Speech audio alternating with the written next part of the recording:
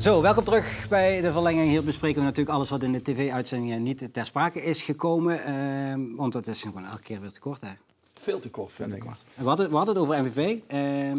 Jij zegt, ze moeten niet afwachten, ze moeten niet op het gelijkspel spelen, Ja, maar ze moeten gewoon voor de overwinning gaan. Je moet kijk, als er nou een Champions League finale gaat, maar die speelt in de eerste divisie, dan moet je gewoon voor de overwinning gaan. Het zat erin, hè. Ik bedoel, ze hadden enorm veel kansen. Het was een ontzettend leuke wedstrijd.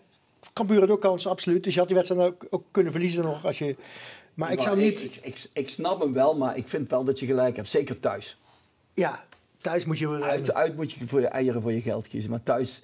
Maar ja, hij denkt ook van... Ja, 3 keer achter elkaar verloren thuis. Ja, ik wil niet... Ik snap dat zei hij hier ook, hè, toen hij hier zat. Van, ja. Je moet op een gegeven moment ook gewoon op het gelijkspel spelen. Ja. En geen gekke dingen gaan doen. Ja, ze misten wel... Het was een kansenfestival. Maar ik ben... Misschien lijkt dat niet altijd zo als je me hier hoort praten, maar ik ben echt fan van Koen Kostots. Ik vind het echt een hele goede spits. Als je ziet hoeveel assists hij heeft en hoeveel goals hij maakt en hoeveel goals hij eigenlijk had moeten maken. Dan denk ik, als Koen nou aan de slag gaat met zichzelf, want zijn contract loopt het einde van het seizoen af. Hè, dat zijn zaakwaarnemer daar een spits. Als ik zaakwaarnemer van hem was, ik zou met MVV regelen, een spitsentrainer, een paar extra trainingen. Dat afwerken, dat nog allemaal wat soepeler gaat. Want de moeilijkste ballen maakt hij en de makkelijkste, zoals afgelopen vrijdag, die mist hij. Het was een hele lastige. Wat gebeurde daarmee? Wat deed hij? Dat gebeurt iedere spits wel een keer. Ja, maar hij mist, vind ik, best wel veel kansen. Terwijl ik het een hele goede spits vind. Als hij daar nog aan gaat werken, vastigheid creëren met een spitsentrainer, bepaalde dingen nog meer eigen maken. Dat moet hij eigenlijk zelf organiseren, zeg jij. Dat gaat hij dubbel en dwars terug verdienen. Hij is transfervrij aan het einde van het seizoen. Ja. Als ik zaakwaarnemer was, ik betaalde het als zaakwaarnemer. Ja. Dat verdien ik wel terug als hij naar een andere club gaat. Of als hij een contract bij MVV natuurlijk verlengt. Maar hij is nog jong, 24 geloof ik. Nou, de wereld ligt voor hem open, want hij is echt een naam aan het worden. Ja, betrokken bij 10 goals van MVV dit seizoen. 63% van de doelpunten is hij bij betrokken. Ja. 2 goals in 1 minuut, ongeveer. Is jou dat alles gelukt? Dat is bij VV afgelopen weekend gebeurd. Beerde en Timber, hè? Nee, dat is mij nog nooit gelukt. Ja, Roger? Je hebt niet zoveel goals gemaakt. Nee, helemaal niet. Nee. 19 geloof ik. Kan dat? Echt? Ja, ik zag, tenminste, als ik Wikipedia klopt, volgens mij 19. Dat heb jij een keer in 1 seizoen gemaakt. Ja. Nee, daar heb ik niks mee. Dat was een slecht seizoen dat ik er geen 19 maakte. Nee, maar ik heb er een paar gemaakt, maar niet zoveel, nee. Welke staat jou nog bij? Positie, Wat was de mooiste? Feyenoord. Met? Met Fortuna. Ja. Ja, 3-2. Ja. Thuis. Een teruggelegde bal buiten de 16 in de lange hoek. Ja, dat staan we wel bij. Zoveel staan we er niet bij. Die groei. Dat zijn de groei. Ja, de groei nog. Oké. Zoveel staan... nee, Hiele. Toch Hiele? Ja, ook Hiele. Ja, dat zou Hiele geweest zijn. Hiele heeft de hele jaren 80 gekiept. Maar zoveel staan we er niet bij. Zoveel heb ik er ook niet gemaakt. Maar wel, als we dat ook hebben. Wat staat jou dan bij van jouw carrière, zeg maar? Wat pluk je daar nou nog? Als het echt gaat om wedstrijden... Ja, maar gewoon qua gevoel. Wat heb je altijd gehad? Ja, dat en de Europese wedstrijden. De wedstrijden tegen de topclubs in de oude Baandort bijvoorbeeld. Of hier in de Geuzel. En die Gray, het beest. Ja, daar heb ik niet gespeeld. Dan zat ik op het bankje. Maar dat soort wedstrijden. Dat staan we wel bij. Of hier in de wedstrijd de Geuzel tegen Feyenoord. Dat Feyenoord moest winnen om kampioen te worden. MVV toen, als we wonnen, dan deed je nog volop mee om Europees voetbal. Ja, toen miste Lanco die penalty. En toen miste Roberto een dat was het einde van je carrière, zeg maar. Dat was op het einde. In de jaren 90, 93, 93. Ja, maar dat soort wedstrijden, die zitten me nog wel bij. Ja. Dat was leuk. Ja. Lindhorst verlengt tot 2025 bij Go Ahead. Ja. Heeft 1,5 jaar erop zitten. Daar heb ik ook wel eens over getwijfeld om hem nou in Limburg zelf al. Maar ik denk, laat hem nog maar eventjes daar goed zijn best doen. Maar hij doet het fantastisch bij Go Ahead. En is een beetje een onmisbare schakel geworden op dat middenveld. Hè. Ik vergelijk het een beetje met Dolmanek in mijn tijd. Dus hij valt niet op, maar juist daardoor is hij heel sterk. Ja, en Go Ahead gaat als een trein. Echt. En met name in thuiswedstrijden. Ja. Toen heeft het ook super lastig gehad. Ja. Was dat in jouw tijd ook al bij Go Ahead, als je daar gevoetbald had, dat je langs het supporterszoon van Go Ahead Eagles naar de bus terug moest? Is nog steeds zo? Ja, en ik was altijd de lul, hè, want ik was natuurlijk in het veld ook degene met de grootste mond. Dus na de wedstrijd kreeg ik altijd een bierdouche daar. Visbakken waar je langs moet? Ja, daar. Ja. Ja. Nee, maar als je Jongen, het dat daar was toch over hebt, ik heb gisteren beelden gezien van de supporters van Utrecht. Die stonden bij de uitgang de spelers van Ajax op te wachten en te zingen van Stijn bedankt. En Ja, kijk, dan ben je een volwassen kerel, dan heb je gewonnen van Ajax. En dan ga je dan na afloop niet ergens feest vieren, maar dan ga je kijken of je nou ergens iemand kan. kun je ja. Maar goed, dat gebeurt bij elke club. Zielig. Dat vind ik kansloos. Als dat gebeurt. Trouwens, we hadden het over VV, Bas. Hè? Wat vind je van Ayouz te laat, verslapen uit de selectie voor de hele wedstrijd? Is die niet te streng? Ik kan me niet voorstellen, als je je voor een training verslaapt, of het moet met regelmaat gebeuren, dat je uit de wedstrijdselectie wordt gelaten. Dus ik weet het niet, maar mijn gevoel zegt er is meer aan de hand geweest. Het was de afsluitende training. Maakt dat nog wat uit? Ja, misschien maakt dat wat uit. Ja. Kijk, ik vind het wel mooi. Dat je op de bank zet, oké. Ja, en hij doet het de laatste wedstrijden wat minder. Maar Alouche is in potentie wel de beste speler van VVV. En Rick is daar ook heel erg mee aan de slag. Hè? Want Alouche heeft een keer gezegd, van de trainer moet ik elke wedstrijd de beste zijn. Anders is hij niet tevreden. Dat vind ik wel mooie uitspraken van een trainer. Ja, dat je zo met, als je de vedette wil zijn, prima. Maar dan gaan we ook zo met Die je. Berde klopt aan de deur al een week lang, hè? Ja. Die vind ik echt, die was ook weer... Ja, maar ja, die Berde, die moet op rechts, hè. Alouche...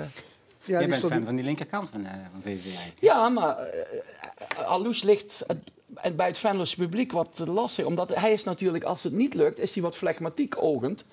En dan krijg je al snel de massa over je heen. Maar hij is in potentie de beste, maar in potentie of op papier, daar heb je niks aan. Hè? Wat was jouw regel, Roger? Als het te laat op de training, wat voor staf heb jij daarvoor?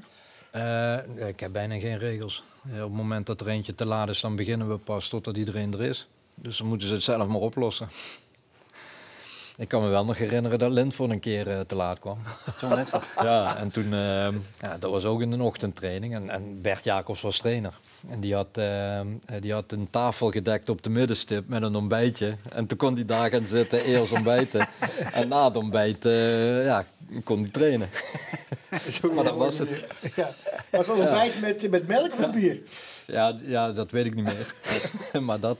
Nee, maar kun jij je voorstellen dat een speler niet bij de wedstrijdselectie zit omdat hij een training in de week te laat is? Maar je geeft net een reden aan waardoor je zegt van ja, je bent met een speler bezig. Ja. Om een speler nog meer bewust te laten worden van ja, wat zit er vervolgens nog allemaal qua talent nog in. Ja. Je weet, op talent alleen ga je het niet redden.